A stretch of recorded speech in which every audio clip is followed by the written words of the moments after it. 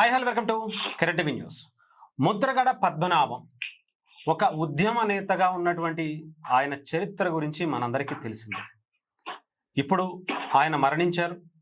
ఆయన మరణం ఎటువైపుకు దారి తీస్తున్నటువంటి పరిస్థితి కనిపిస్తుంది.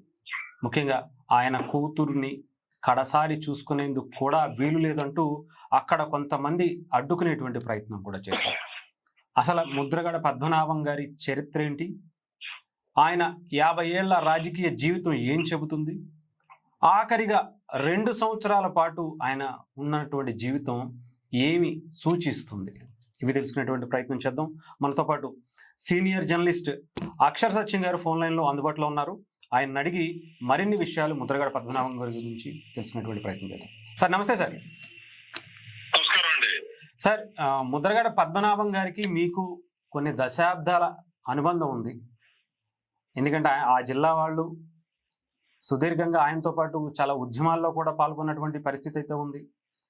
ఏం సార్, ఎలా అనిపిస్తుంది ఆయన మరణం? ఇప్పుడు కొన్ని ఘటనలు చూస్తుంటే కొన్ని ఇబ్బందికర పరిస్థితులు కూడా కనిపిస్తున్నటువంటి పరిస్థితి అయితే ఉంది. వాళ్ళ అమ్మాయిని ఆపటం కావచ్చు, లేదంటే కొన్ని ఉద్రిక్తత పరిస్థితులు అక్కడ క్రియేట్ అవ్వడం కావచ్చు. ఆయన చరిత్ర గురించి మొదలు పెడదాం. ఆ తర్వాత ఇప్పుడు ఉన్నటువంటి పరిస్థితికి గల కారణాలు కూడా మీరు కొంచెం వివరంగా చెప్పాలి.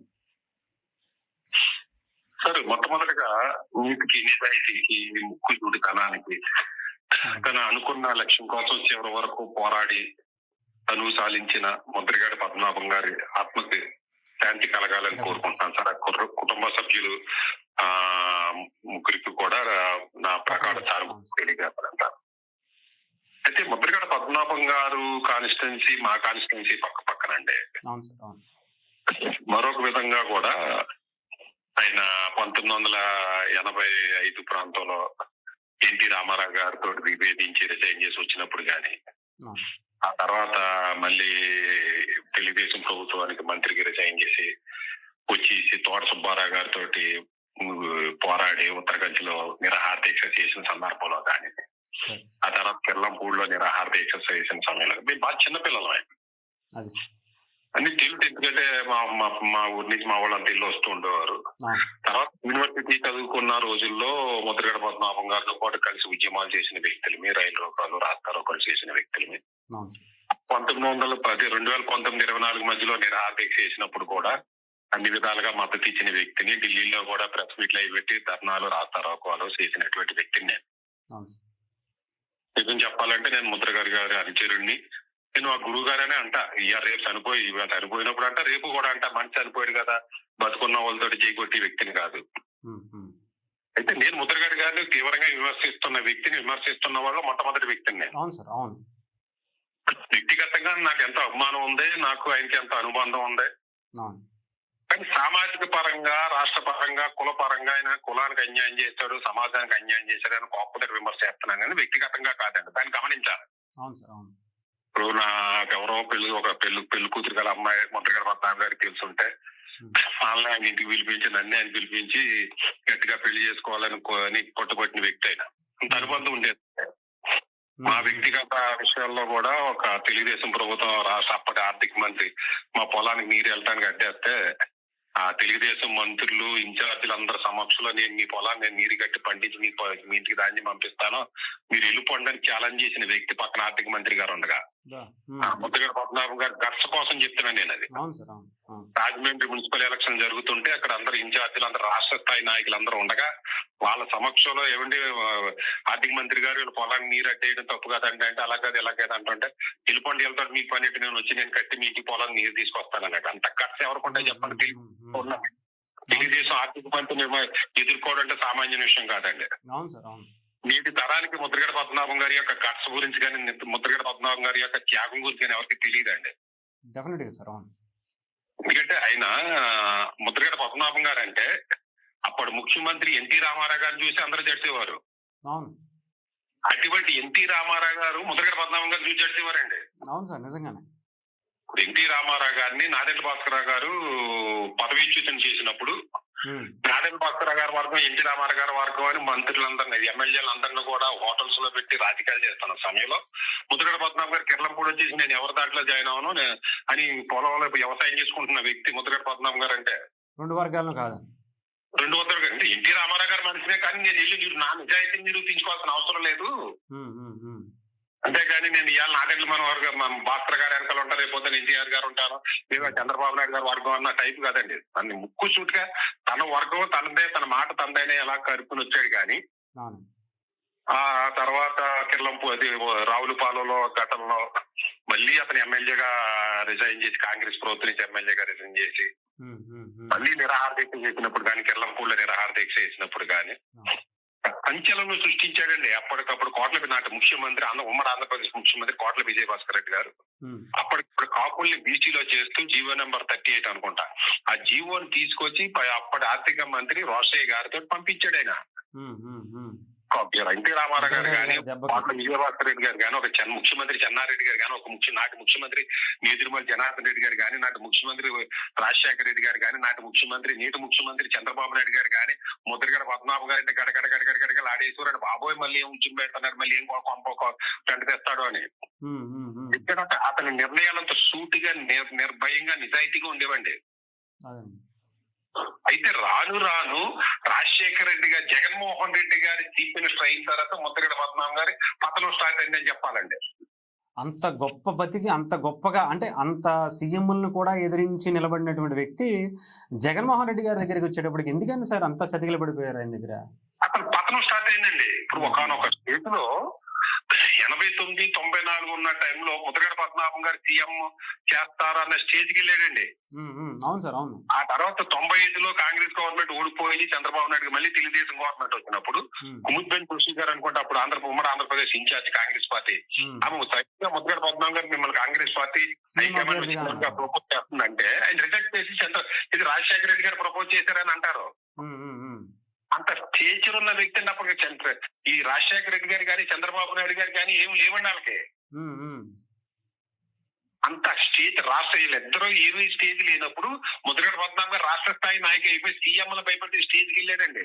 నిజమేనండి. అంటే 78, 79లోనే ఆయన మొదటిసారి ఎమ్మెల్యేగా అయిపోయారంటే అప్పటికే అసలు చాలా మంది ఇప్పుడున్న రాజకీయ నాయకులు ఎవరు పుట్టలేదు చెప్పాలంటే. ఇండిపెండెంట్ మంది అది కూడా. అవును, ఇండిపెండెంట్ జనతా పార్టీ నుంచి. అవునండి. కుటుంబం అటువంటిదండి. కిర్లపూడి మన్సూర్ గారు, తర్వాత ముద్రగడ వీరరాఘవరావు గారు, ముద్రగడ పద్మనాభం గారు, తర్వాత ముక్కు చూడుతాను, ఇవన్నీ కూడా ఆయన ఎన్ని రాంగ్ స్టెప్స్ తీసుకున్నా కానీ ఇప్పుడు అతనికి అనుకూలంగా అలా మారేవండి. ఏదన్నా టైం అండి, కాలం అన్ని రోజులు కూడా మనకు అనుకూలంగా ఉండదండి. అవునండి, అవునండి. ఆ చంద్రబాబు నాయుడు గారు ఉన్నప్పుడు ఉద్యమాలు చేయడు, అక్కడ స్టార్ట్ అయింది అనుకోవచ్చు సార్. అంటే కరెక్ట్ గా రాజశేఖర రెడ్డి గారు ఉన్నప్పుడు ఆయన ఉద్యమాలు చేయలే. రాజశేఖర రెడ్డి గారికి ఈయనకి మంచి సాన్నిహిత్య సంబంధాలు ఉన్నాయి, చాలా స్నేహంగా ఉండేవాళ్ళు వీళ్ళిద్దరూ. రాజశేఖర రెడ్డి గారిని సీఎంగా ప్రపోజ్ చేసింది కూడా నేను కాదు, ఆయన్ని చెయ్యండి అని చెప్పింది కూడా ఈయనే అంటుంటారు. నిజమేనా సార్ అది? అవును, నేను ఇప్పుడు ఇంతకుముందు కూడా చెప్పాను కదా, చూసి అడిగితే నేను చేయలేనండి, నేను చేయను, నాకు ఇష్టం లేదు, పవన్ కళ్యాణ్ గారి టైపు నాకు ఇష్టం లేదు, రాజశేఖర రెడ్డి గారు చేయండి అని ప్రపోజ్ చేసిన వ్యక్తి పోలే ఏవి హనుమంతరావు గారినో కేశవరావు గారినో ప్రపోజ్ చేస్తే సరిపోయింది. చేయలేదు ఆయన. వచ్చిన ప్రాబ్లం ఏంటి, కాపు ఉద్యమాలు అంటే చేసేవాడు కానీ ఈయన కాపులకు మద్దతు ఇచ్చేవాడు కాదండి. ఈయన సమకానికులు ఎవరంటే అప్పట్లో పద్మనాభం గారు కానీ, మీకు తెలుసో తెలియదు కానీ పద్మనాభం గారు మంత్రిగా చేశారు, తూర్పుగోదావరి జిల్లా చైర్మన్ గా అది చేశారు. తూర్పుగోదావరి జిల్లాలో ఒక ఊపిన వ్యక్తి అండి. పద్మనాభం గారు కానీ, లేదా నాటి మంత్రి తెలుగుదేశం మంత్రి తోట సుబ్బారావు గారితో కానీ, పల్లవరాజు గారితో కానీ, రానావతో కానీ, ఈ జ్యోతుల నెహ్రూ అప్పుడు మండల ప్రెసిడెంట్ ఏదో అండి, జ్యోతుల నెహ్రూ గారు కాదు, ఎవరు కూడా పట్టించినప్పుడు ఒక పక్కనమో యనమల రామకృష్ణుడేమో ముద్రగడ పద్మనాభం ఎదకుండా తొక్కేస్తుంటే యనమల రామకృష్ణుడితో గొడవాడివాడు కాదండి, చంద్రబాబు నాయుడు గారితో గొడవాడివాడు ఈయన డైరెక్ట్. ఇటువంటి ఇప్పుడు ఎవరైనా యనమల రామకృష్ణుడు తోటి కక్ష వెళ్ళి ఎదకుండా ఇచ్చినప్పుడు ఈయనతో తగ్గవాడాలి. ఇదే యనమల రామకృష్ణుడికి బుచ్చి చౌదరి గారు కూడా గొడవ ఉండేది, కానీ బుచ్చి చౌదరి గారు తెలుగుదేశం నుంచి రివైన్ చేయలేదుగా. ఆవేశపూరితమైన నిర్ణయాలు, తా పట్టిన కాలు తాను పట్టిన కుందేరు మూడే కాళ్ళు అన్నట్టుగా వ్యవహరించడం వల్ల ఈ స్టేజ్ ఇలా తయారయ్యారు. కానీ అయితే చంద్రబాబు నాయుడు గారు, రాజశేఖర రెడ్డి గారు, జగన్మోహన్ రెడ్డి అందరూ జగన్మోహన్ రెడ్డి గారు బచ్చా అండి ముద్రగడ పద్మనాభం కంపేర్ చేస్తే ముఖ్యమంత్రి అవ్వాల్సిన వ్యక్తి ఈ రోజున కులం మార్చుకునే స్టేజ్ కి దిగజారారంటే ముద్రగడ పద్మనాభం గారి గురించి తెలిసిన ప్రతి ఒక్కరు కూడా కన్నీరు కారుస్తారండి. ఇంత దౌర్భాగ్య పరిస్థితి ఎందుకు వచ్చిందా ఇంకని. అంటే నిజంగానే సార్, అంటే స్టార్టింగ్ అంతా అంటే దాదాపు ఒక 3 దశాబ్దాల పాటు గొప్ప నాయకుడిగా 3-4 దశాబ్దాల పాటు ఒక నిజాయితీకి నిలువుటెత్తు అర్థంలాగా ఉండేటువంటి ఒక నాయకుడిని తీసుకొచ్చి పవన్ కళ్యాణ్ గారిని, ఆయన ఇంట్లో ఫ్యామిలీ మెంబర్స్ని, భార్యని, పిల్లల్ని నీచంగా మాట్లాడే స్థాయికి దిగజార్చడం ఎలా సార్? అసలు ఇది ఆయన ఎలా ఒప్పుకున్నారంటారు అసలు ఆ మాటలు అనటానికి? సార్ ఇప్పుడు రాజకీయ నాయకుడిగా ముద్రగడ పద్మనాభం గారు ఏ పార్టీలో జాయిన్ అయినా గానీ ఆయన ఇష్టం అండి. ఇప్పుడు బొత్స సత్యనారాయణ గారు, తోట తిరుమూర్తులు గారు, అంబటి రాంబాబు గారు ఎలా ఉన్నారు అన్ని పార్టీలో, కొడాల నాని ఎలాగా ఉన్నాడు అలాగే అతను ఉండొచ్చు, తప్పేమీ లేదు. అందులో మనం విమర్శించడానికి అనుకోం, ఎవరి ఇష్టం వాళ్ళదే. ఒక కులపోలంతా ఒక పార్టీలోనే ఉండాలన్నది ఏమీ లేదు. ఇప్పుడు వచ్చిన ప్రాబ్లం ఏంటంటే కులం కోసం తన రాజకీయ జీవితాన్ని నాశనం చేసుకున్నాడు. ఆయన మంత్రిగా పోగొట్టుకున్నారు కదా సార్, రాజకీయ జీవితం వదిలేసుకున్నాడు కదా, కులముద్ర వేసుకున్నాడు కదా. అంతేగా, కులం కోసం పోరాటాలు చేశాక, కులం కోసం ఉద్యమాలు చేశాక, కులం కోసం ఇంటిళ్ళ పాతికి తుపాకీ చికాలు తీసుకోవడానికి సిద్ధంగా ఉన్నాడుగా. అవును సార్. ఇటు కులముద్ర వేసుకుని కుల నాయకుడు అనుకుని కాపు టైగర్ పెంచుకుని కులంలోంచి ఒక వ్యక్తి వస్తే ఆ పార్టీని సమర్థించకుండా ఏ పార్టీ అయితే కులాన్ని అంచేస్తుందో, ఏ కులం అయితే మన కాపులు అంచేస్తున్నారో వాళ్ళకి సమర్థించడం అనేది క్షమించడానికి నేరం అండి అది. ఇప్పుడు చంద్రబాబు నాయుడు గారు కాపులు మోసం చేశారని పద్మనాభం గారు అంటున్నారు. నేను చంద్రబాబు నాయుడు గారు మంచివాడు అని ఏ రోజు నేను సర్టిఫికెట్ ఇవ్వలేదు. రాజశేఖర రెడ్డి గారు ఏమన్నా, జగన్మోహన్ రెడ్డి గారు చెప్తున్నా.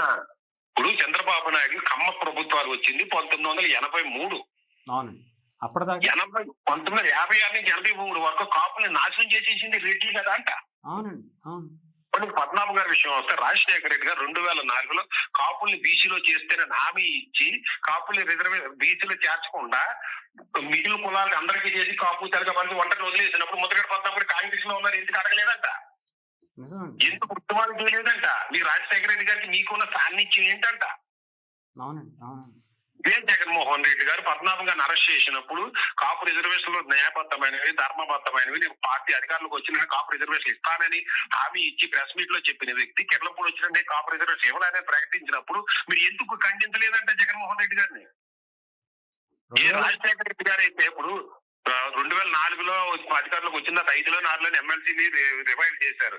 అతను ముద్రగడ పద్మనాభం గారు తెలుగుదేశం నుంచి కాంగ్రెస్ లోకి వెళ్ళినప్పుడు ఎమ్మెల్సీలు అందరికి ఇచ్చారు, కానీ రాజశేఖర రెడ్డి గారు ముద్రగడ పద్మనాభం గారికి ఎమ్మెల్సీ ఇచ్చి మంత్రిగా ఎందుకు చేయలేదంట.